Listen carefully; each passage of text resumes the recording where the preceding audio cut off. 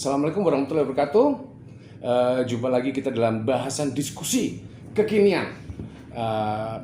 Kita akan menyoroti kali ini perihal gaduh perihal koalisi capres. Siapa yang akan dipilih menjadi teman seiring? Siapa yang capres yang akan diusung? Nah, kembali kita akan bincang-bincang dengan akademisi beliau Pak Agus Rahman melengkapnya yang sudah tidak asing lagi. Beliau adalah salah seorang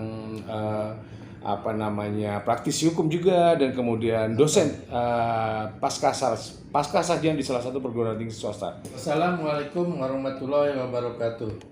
Jumpa lagi bersama saya di udara ya. Iya, Bapak.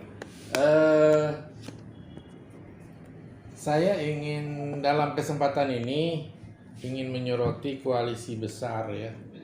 Dan saya melihat koalisi besar ini sepertinya ketika PDIP akan masuk, atau mereka kalau menurut saya lebih takut ya kepada PDIP, karena katanya kalau PDIP masuk itu susah untuk menentukan siapa calon presiden. Nah, kemudian dijawab oleh PDIP, kalau nggak salah Ibu Puan Maharani yang mengatakan PDIP tidak mensyaratkan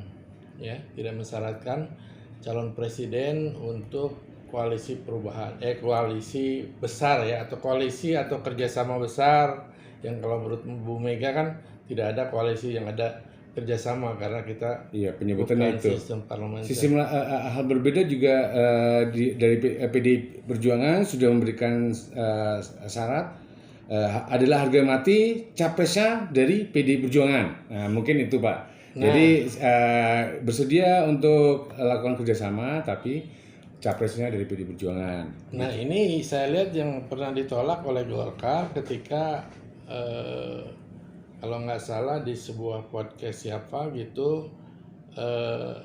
Nurdin Halid yang mengatakan bahwa tidak mungkin itu kan kalau harus mensyaratkan calon presidennya dari PDIP. Dan kalau menurut saya sebenarnya PDIP kan sudah punya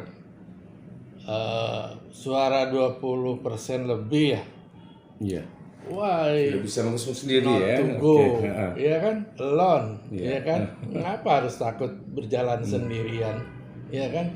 Toh ini hanya koalisi yang hanya sementara sifatnya. Toh kalau nanti PDIP menang dengan sendirinya, mereka akan datang. Mereka pragmatis kok. Mereka butuh kekuasaan. Mereka itu siapa Pak? Mungkin dari irisan politik. Dari Partai Amanat. Ya. Kalau misalkan ini mudah-mudahan betul. Kalau seandainya dari calon PDIP itu kemudian menang dan jadi presiden, saya yakin itu kayak Golkar, terus Partai Amanat, bagi-bagi kue lah. Itu kan mereka minta kue. Itu kan.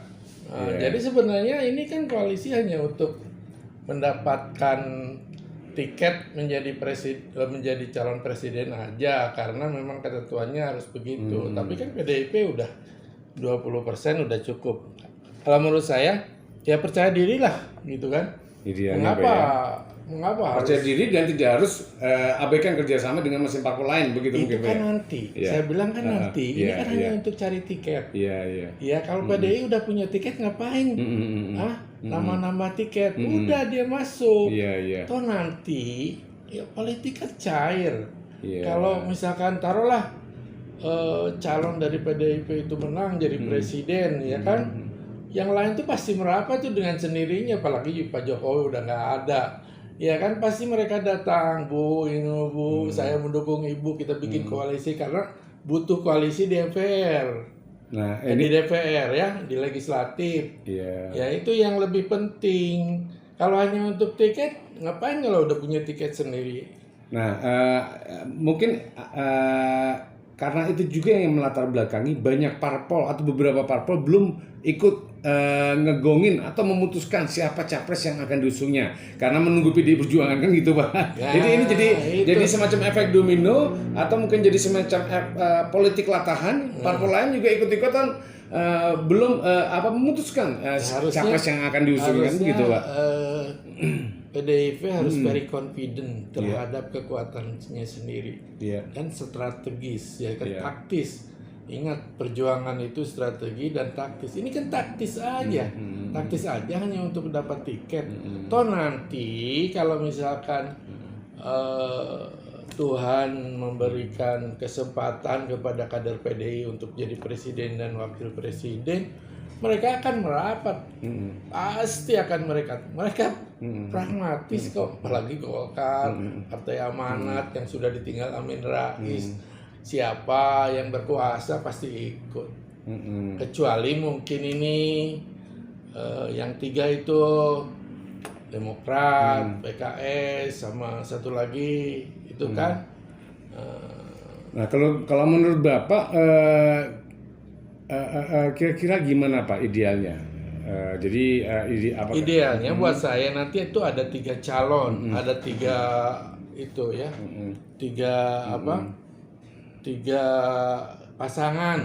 Justru akan menambah bahwa ternyata di Indonesia ini banyak calon yang mumpuni gitu loh. Ada partai yang mampu, kan harus bangga seharusnya. Jangan tidak percaya diri. Kalau menurut saya jadi bangga gitu loh. Kalau saya jadi Bu Mega, saya bangga banget bahwa kualitas kita sudah bisa mengusung calonnya sendiri. Go to hell yang lain itu Golkar dan lainnya, anggap aja mereka, memang silahkan aja mereka untuk mencalonkan diri sendiri. Kami PDIP mampu mencalonkan sendiri dan bisa mencalonkan sendiri. Toh nanti mereka kalau udah jadi juga mereka butuh kekuasaan tuh. Mereka cari kekuasaan, Bu, saya bagi dong kekuasaan. Istilahnya jadi, kasarnya gitu kan. Jelang Pilpres ini saling berlomba-lomba bicara ruang bersaing, tapi pasca Pilpres iklim politik di kita seperti yang sudah masuk ke ruang bersanding, begitu ya Pak ya? Iya, kalau sudah jadi orang datang rame-rame sowan, Bu, saya ikut koalisi Bu, Bu, saya ikut koalisi, saya dapat apa? Itu pasti. Iya. Artinya mungkin bisa disimpulkan juga dalam diskusi kita kali ini, parpol-parpol yang ikut-ikutan ya, yang belum memutuskan calon presidennya, itu berharap untuk ke depan hari secara etika bisa jadi posisi tawar untuk ditagih sembari menunggu capres dari PDI Perjuangan gitu ya Pak ya? Gini Mas, jadi maksudnya PDIP itu harus komitmen terhadap pernyataannya bahwa dia akan mencalonkan kadernya, iya kan? Kalau prediksi Bapak, capres yang akan berlaga ke depan hari ini ada berapa pasang mungkin? Saya mengharapkan 3 pasang justru. 3 pasang ya. Pasangan dari PDIP, terus koalisi Perubahan dan Persatuan, Anies Baswedan, ya satu lagi mungkin nanti siapa, Prabowo atau Erlangga. Nah, itu terserah lah. Yang penting buat saya 3 pasang itu bagus.